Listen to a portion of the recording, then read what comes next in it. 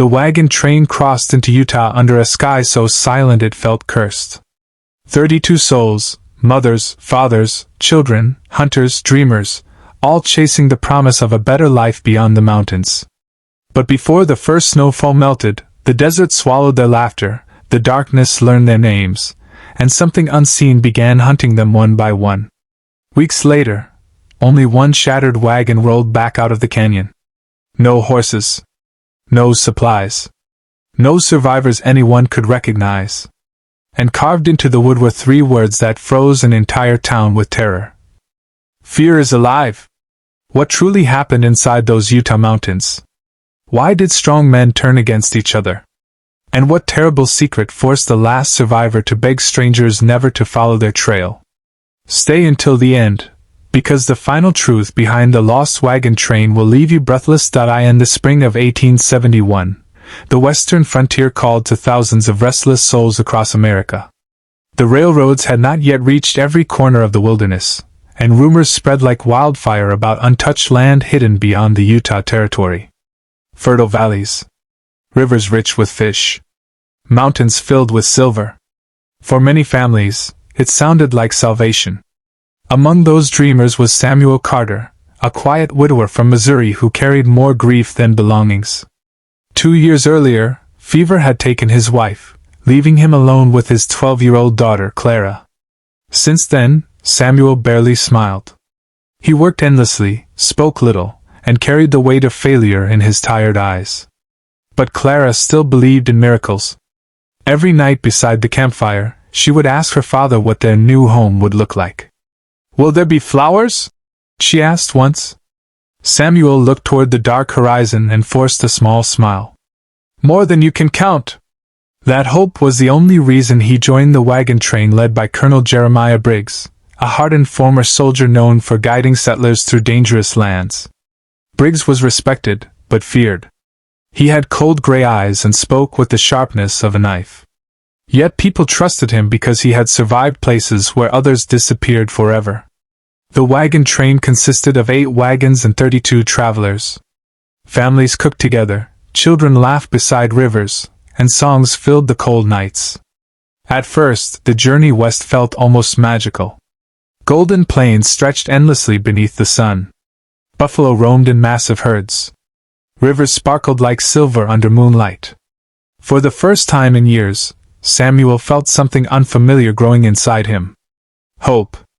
But hope rarely survives untouched in the wilderness. 3 weeks after entering Utah Territory, the land began to change. The grass vanished first. Then the trees. Soon the world became stone and silence. Towering cliffs surrounded the wagon train like giant walls built by nature itself. The air felt heavier there. Even the horses grew nervous. One evening, a scout named Eli Turner returned pale and trembling. "We're being watched," he whispered. The men laughed nervously. "By who?" someone asked. Eli shook his head slowly. "I don't know. But I saw movement up in the cliffs. And footprints near camp that weren't ours." Colonel Briggs dismissed the fears immediately. "Outlaws want easy prey," he said. "Fear is how they weaken you." But that night, nobody slept peacefully.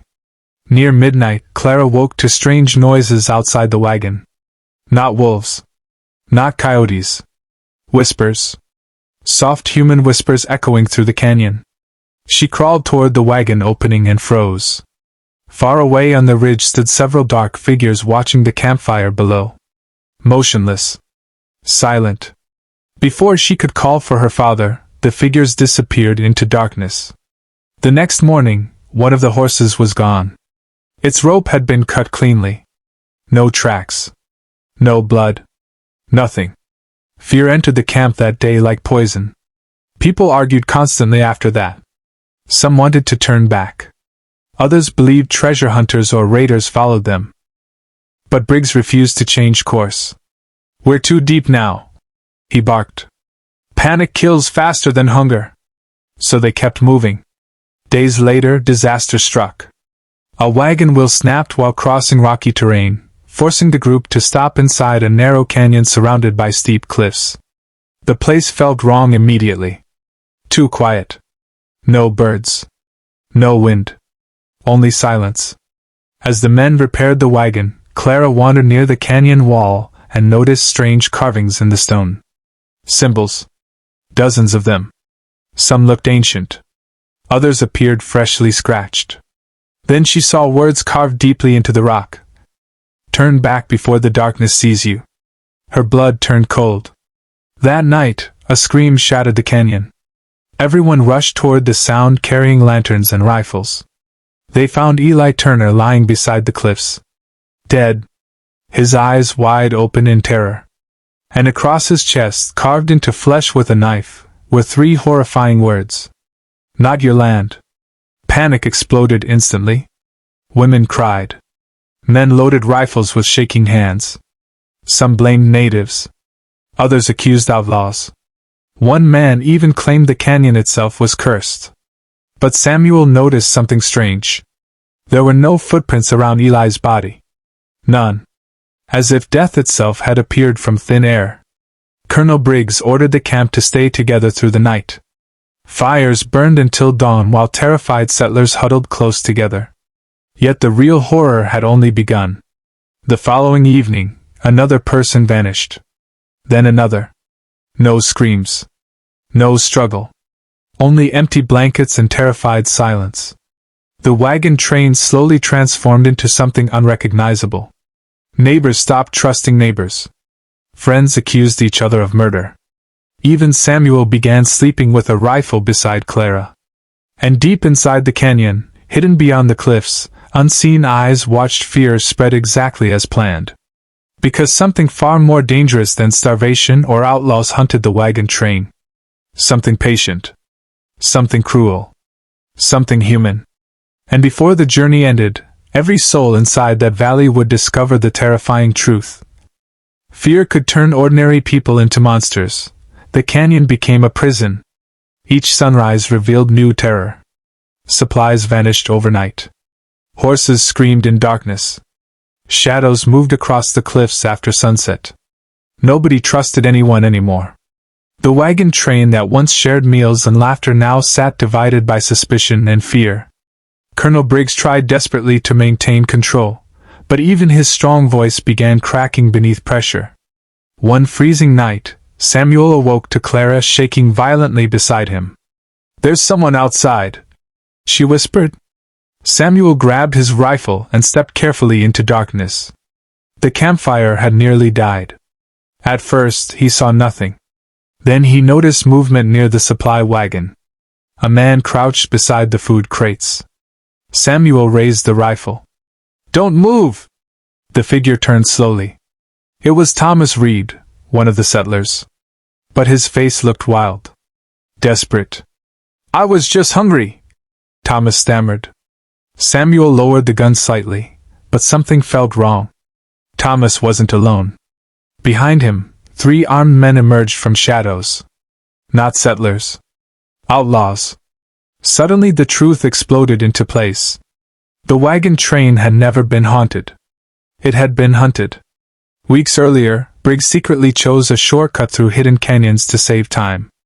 But he never realized a brutal outlaw gang controlled those lands. Led by a ruthless killer named Silas Crow, the gang had watched the settlers enter the canyon and decided to break them psychologically before attacking. They poisoned their minds with fear. Stole supplies. Killed silently. Turned neighbor against neighbor. Because terrified people were easier to destroy. Gunfire erupted across the camp. Men screamed. Horses panicked. Flames spread between wagons. Samuel grabbed Clara and ran through chaos as bullets tore through wood beside them. Colonel Briggs fought fiercely, firing his revolver until empty. Despite his harshness, he refused to abandon the settlers. One by one, brave men fell defending their families. And then Samuel saw something that haunted him forever. Fear had changed people. Not everyone fought to protect others. Some ran. Some betrayed friends. Some abandoned their own families trying to save themselves. The outlaws understood a terrible truth about human nature. Fear reveals who people truly are. During the chaos, Samuel, Clara, Briggs, and a few survivors escaped deeper into the mountains while Crow's gang hunted them mercilessly. Snow began falling heavily. Food disappeared quickly. The survivors became exhausted shadows of themselves. One night beside a freezing fire, Colonel Briggs finally confessed the guilt crushing him. Years earlier, he had traveled through the same canyon during a military operation. His soldiers attacked a hidden outlaw camp there, killing several men connected to Silas Crow. Crow had waited years for revenge. And the wagon train walked directly into his trap. "I led you all here," Briggs said quietly. "This blood is on my hands." Samuel stared into the fire silently. Then Clara spoke softly. "No. The killers chose this. Not you." Her words broke something inside Briggs. For the first time, the hardened old soldier cried. The next morning, the final chase began. Crow's gang surrounded the survivors near a narrow mountain pass. Snowstorms screamed through the cliffs while rifles echoed like thunder. Briggs stayed behind to hold the pass alone. "You take the girl and run," he told Samuel. "You'll die," Samuel replied. Briggs gave a tired smile. "That's the idea." Then the old soldier stepped into the storm with rifle in hand. The battle that followed became legend among frontier towns. Briggs fought like a man seeking redemption. Every shot echoed through the canyon. Outlaws fell one after another while snow turned red around him. But eventually silence came. Samuel never saw Briggs again. For 2 days, Samuel and Clara wandered blindly through the mountains, starving and freezing. Clara became weaker with every mile. At one point Samuel nearly gave up. The wilderness felt endless. Cruel. Unforgiving. But Clara held his hand tightly and whispered words her mother once said. "Fear only wins when you stop walking." So Samuel kept moving. And finally, after endless suffering, they reached civilization. But they did not return unchanged. The people who saw them barely recognized the broken survivors stumbling into town beside an empty wagon. Samuel's beard was covered in ice. Clara looked pale as death itself. And tied to the side of the wagon was a wooden board carrying a warning burned into the surface. Only fear came out alive. When townspeople asked what happened inside the Utah Canyon, Samuel struggled to answer. Because the real horror wasn't just the outlaws. It wasn't the killings. It wasn't even the wilderness. The true horror was watching fear destroy good people from the inside. Years later, Clara grew into a strong woman known for helping lost travelers crossing dangerous lands. She often told frightened settlers the same words that saved her father's life. "Courage is not the absence of fear. Courage is refusing to let fear choose who you become." As for Samuel, he never returned to the canyon. But every winter, when cold winds howled through the mountains, he remembered the people they lost, the screams and darkness, and Colonel Briggs making his final stand beneath falling snow. Some legends say the abandoned wagons still remain hidden somewhere in the Utah wilderness, rotting beneath the cliffs, waiting. And travelers who wander too close sometimes claim they hear whispers carried through the wind at night. Not ghosts. Not spirits. Just a warning from history itself. Fear is the deadliest thing a human being can carry. If today's story touched your heart, please like the video and subscribe to the channel. And remember, even a small act of kindness can change someone's entire life. Red Heart.